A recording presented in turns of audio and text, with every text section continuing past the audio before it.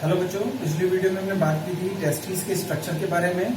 आज हम बात करेंगे टेस्टिस के आगे का पार्ट, जो सेकंड पार्ट है मेल रिप्रोडक्टिव सिस्टम का, जिसे हम बोलते हैं एपिडाइडिमिस। ये एपिडाइडिमिस क्या होता है?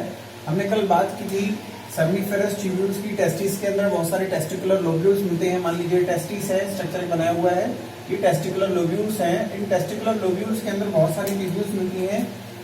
हर एक टेस्टिकुलर लोब्यूल के अंदर 1 से 3 तक ये ट्यूब्यूल्स मिलती हैं। इनको बोलते हैं सेमिनिफेरस ट्यूब्यूल्स। ये सेमिनिफेरस ट्यूब्यूल्स ही एक्चुअल साइट है जहाँ स्पम्स का प्रोडक्शन होता है। ये स्पम्स के प्रोडक्शन के बाद ये सेमिनिफेरस ट्यूब्यूल्स क्या करती हैं? स्पम्स को लाती हैं। ये सेमिनिफेरस ट्यूब्यूल्स कहाँ आती हैं? एक पार्ट छोटी छोटी ट्यूब्यूल्स में कन्वर्ट हो जाती है, जिन्हें बोलते हैं ट्यूबुली रेक्टाइल।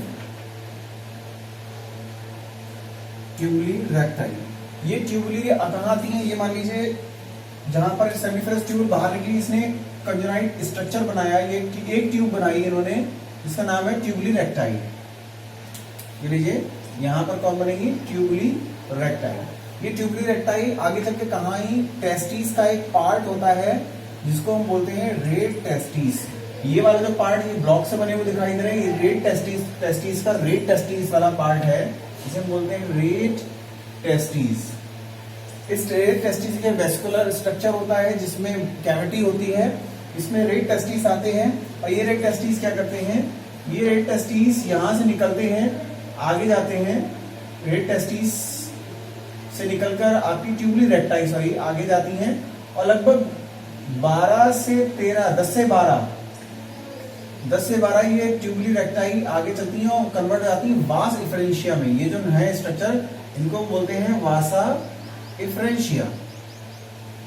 कल मैंने आपको बताया था, ये वासा इफरेंशिया आगे चल के ज्वाइन होके कॉइल्ड स्ट्रक्चर बनाती है, जिसको हम बोलते हैं एपिडाइडिमिस। ये कॉइल्ड ट्यूबुली है जो एपिडाइडिमिस में है। ये मान लीजिए यहां से जुड़ के बनी है, ये लीजिए ये जुड़ के बनी है आपके किसमें? एपिडाइडिमिस। ये बन गया आपका स्ट्रक्चर, इसको हम नाम देते हैं एपिडाइडिमिस। और इस एपिडाइडिमिस से यही कॉइल ट्यूबुल का एक पार्ट, एक डक्ट में निकलती है बाहर, जिसको हम बोलते हैं वास डिफरेंस। समझ में आया? तो हमारे क्या हुआ? रेट टेस्टिस में कौन आई? ट्यूबुली रेक्टाइल सेमिनिफेरस ट्यूब्यूल्स बनी, ट्यूबुली रेक्टाइल रेट टेस्टिस में आई। रेट टेस्टिस में आके वो कन्वर्ट हो जाती है वासा इफरेंशिया में। और ये वासा इफरेंशिया क्या बनाती है? एक कॉइल्ड स्ट्रक्चर बनाती है, जिसको हम बोलते हैं एपिडाइडिमिस। तो क्या हुआ? जितनी भी वास इफरेंशिया थी, कितनी थी? लगभग 10 to 12 वास इफरेंशिया क्या बनाती हैं? कॉइल्ड स्ट्रक्चर बनाती हैं, कॉइलिंग करती हैं। कॉइलिंग करने के बाद क्या बनाती हैं? एपिडाइडिमिस का फॉर्मेशन करती हैं। इस तरीके से एपिडाइडिमिस बन गया। और इसके चारों तरफ वही स्क्रोटम सेक होगा। टेस्टिस के बाहर की लेयर मैंने आपको बताई थी, कवर्ड होते हैं ट्यूनिका एल्बुजिनिया, पूरा लिख देता हूं नाम, ट्यूनिका एल्बुजिनिया। और इसके ऊपर जो कनेक्टिव टिश्यू की लेयर मिलती है, जिसे हम स्क्रोटम सेक कहते हैं, वो होती है ट्यूनिका वेजिनलिस। ठीक है, तो एपिडाइडिमिस का फॉर्मेशन हो गया। इस एपिडाइडिमिस के 3 पार्ट्स होते हैं एक्चुअल में। 3 पार्ट्स कौन कौन से होते हैं? अपर मोस्ट पार्ट को बोलते हैं कैपोट, जो एक कैप लाइक स्ट्रक्चर है। ये वाला पार्ट हम मान लीजिए इसको बोलेंगे कैपोट। और ये जो पूरा बड़ा पार्ट होता है, इसे बोलते हैं कॉर्पस और बॉडी। और जो लास्ट का जो पार्ट होता है, इसे बोलते हैं इसको, इस स्ट्रक्चर को कॉर्डा।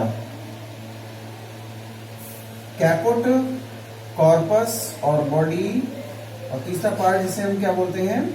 कॉर्डा। तो ये जो आपका एपिडाइडिमिस का पार्ट काम क्या होता है? ये स्पम्स को स्टोर करता है। It store sperms temporarily, permanently नहीं, टेम्परेली स्पम्स को स्टोर करता है हमारा एपिडाइडिमिस, और उसको पास आउट कर देता है वास डिफरेंस से। कौन से वाले पार्ट से? कॉर्डा वाले पार्ट से। कॉर्डा वाला जो पार्ट होता है, एक डक्ट निकलती है, इसका नाम है वास डिफरेंस।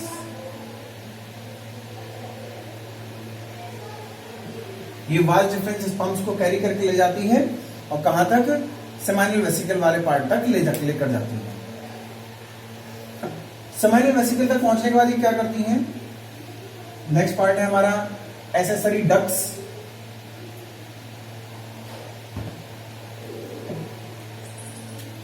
थर्ड पार्ट के बारे में बात करते हैं मेल रिपोर्टेशन, जिसका नाम है एसेसरी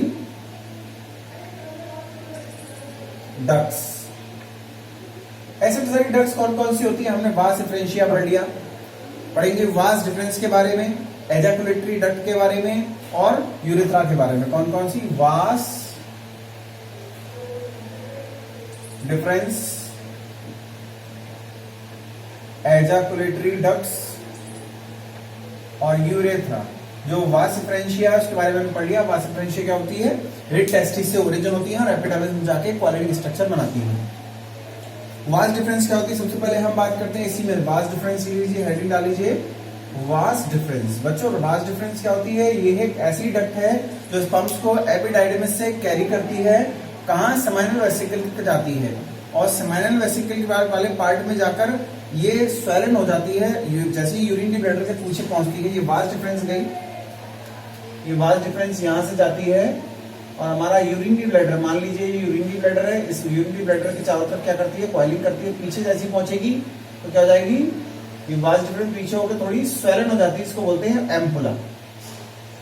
ये एम्पुला जाके आगे ओपन होती है डक्ट में। एम्पुला आगे जाके ओपन होती है डक्ट में जो सेमिनल वेसिकल से आती है। ये है आपकी सेमिनल वेसिकल, ये सेमिनल वेसिकल से आने वाली डक्ट है। और ये दोनों डक्ट कॉमनली आपने परपेंडिकुलरली चलती हैं और बना कहलाती हैं आपकी एजाकुलेटरी डक्ट्स। ये दोनों को एजाकुलेटरी डक्ट्स कहते हैं। पैरेलल चलती हैं, एक हमारी वास डिफरेंस से ला रही होती है सिक्रीशन जिसमें स्पर्म्स होते हैं, एक हमारी सेमिनल वेसिकल से ला रही होती है सिक्रीशन जिसमें सेमिनल सिक्रीशन होता है। तो वास डिफरेंस क्या होती है? It carries sperms, it originated, sperms carries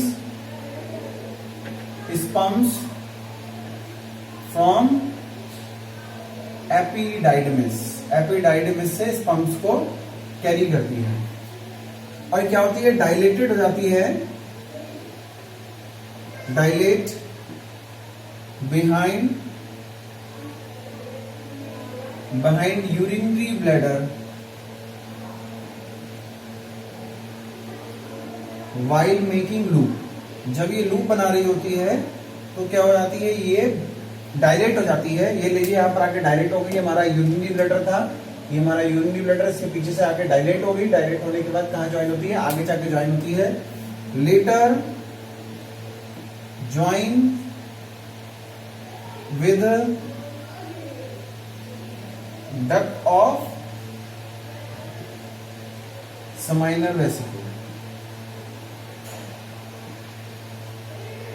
seminal vesicle की डक्ट से ज्वाइन हो जाती है। अब जब ये सेमिनल वेसिकल की डक्ट जब ज्वाइन हो जाती है, जो एम्पुला लूप ये यूरिनरी ब्लैडर डायलेट हो गई थी, इसको हम बोलते हैं एम्पुला। एम्पुला बनाती है, एम्पुला से निकल के कहां हो जाती है? ज्वाइन हो जाती है सेमिनल वेसिकल से आने वाली डक्ट से। और सेमिनल वेसिकल की duct of seminal vesicle and ampulla forms join and forms ejaculatory duct। ठीक है, दूसरा पार्ट है, एक पहला वास डिफरेंस होगा, दूसरा पार्ट हम पढ़ते हैं एजाकुलेटरी डक्ट। तो एजाकुलेटरी डक्ट क्या होती है? ये यूरिनरी ब्लैडर के नीचे चलती है, यहां से ज्वाइनिंग जहां पर डक्ट और सेमिनल वेसिकल, जहां पर डक्ट और सेमिनल वेसिकल और एम्पुला ज्वाइंट्स होते हैं, from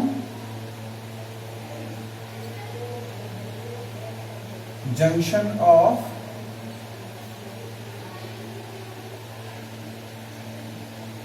ampulla and duct of seminal vesicle. Seminal vesicle और एम्पुला दोनों के डक्ट से जब जहां पर ज्वाइन होती है वहां से एजाकुलेटरी डक्ट बनती है। क्या निकलती हैं? 2 डक्ट्स। कितनी डक्ट निकलती है? 2 डक्ट निकलती हैं। Arises which moves parallel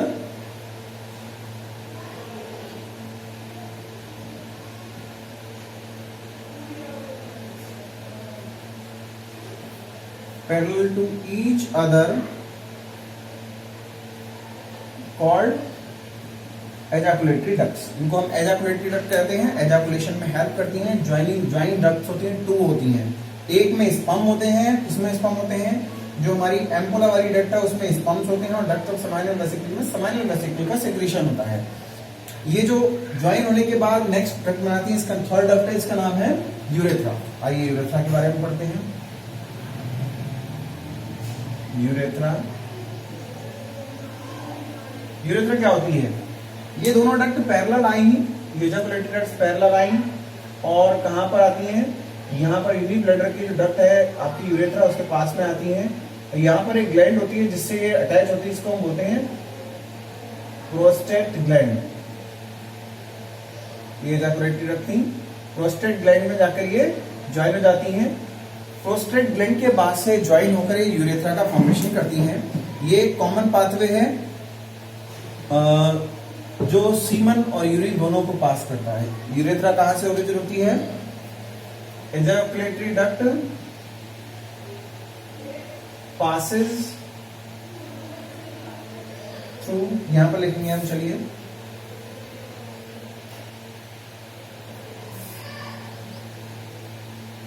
एजाकुलेटरी ducts passes through prostate glands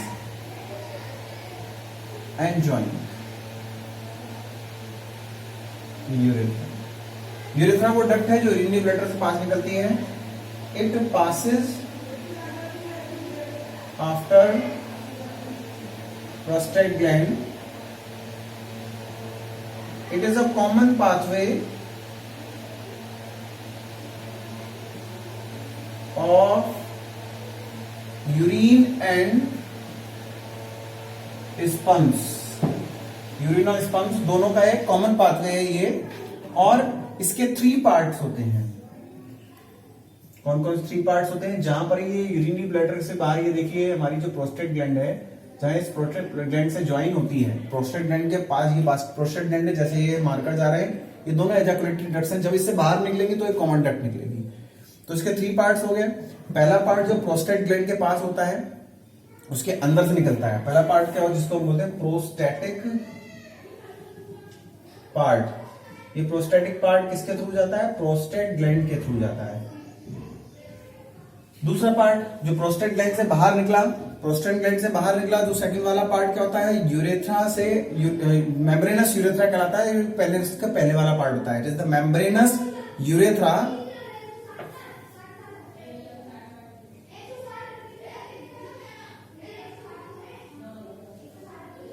ये मेम्ब्रेनस यूरेथ्रा होता है विच बिफोर पेनिस। और जो थर्ड पार्ट होता है जिसे हम बोलते हैं पेनाइल यूरेथ्रा।